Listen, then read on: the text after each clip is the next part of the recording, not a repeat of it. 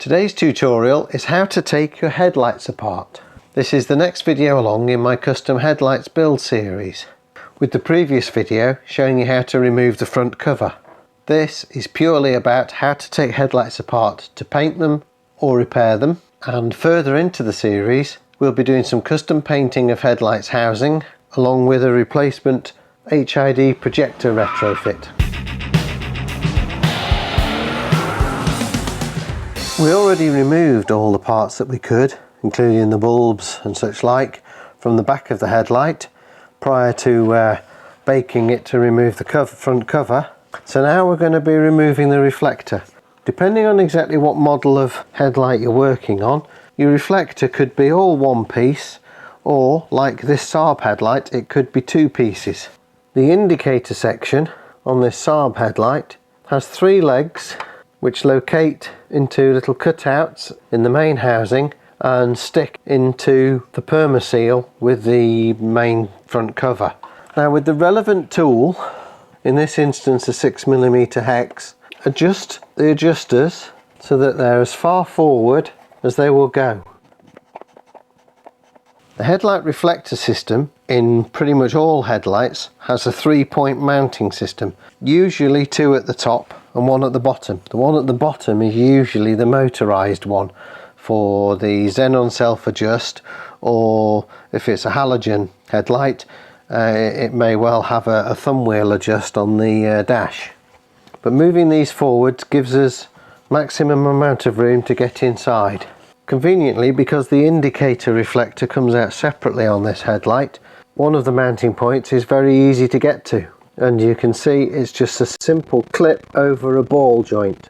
If you're lucky enough to have this style of ball joint, you might be lucky enough to be able to flex the whole assembly just sufficiently to pull the ball joint out of the clip. And once you've done that, wind the ball joint all the way back the other way. I hope we can see in there that we have a split tube fitted over the ball, the other adjuster.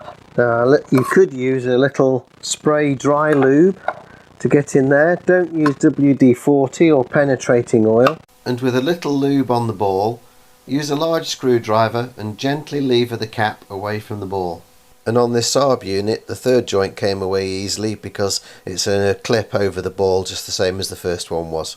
With these Heller E55s being bi-xenon, you'll find that there's a solenoid for the main beam cut-off unit, which has a connector slotted into it here. It's very small and very fiddly, but you'll probably find if you put a very small screwdriver down the back, you'll be able to release a very tiny clip feature which will allow you to pull the connector out. The reflector and the projector then come away from the main housing complete as a sub-assembly. The projector is fitted to the back of the reflector on studs, either 3 or 4 depending on exactly which model you've got.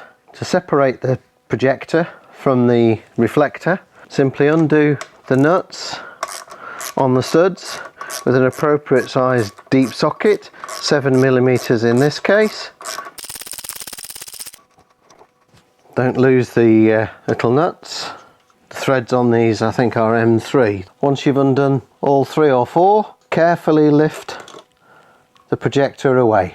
Now whilst I'm here, whilst we've got this view, let me show you a problem that frequently afflicts these headlights if they are posted around the country.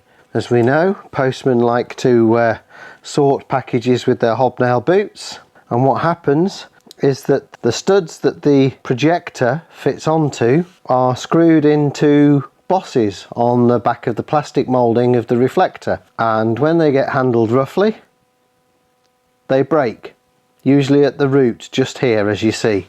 This is very unfortunate because obviously it renders the headlamp, the whole headlamp, completely useless. Usually you can claim the cost of the headlight back from the shipping company, so therein is a tip. If you are buying headlights, do make sure that they are shipped fully insured.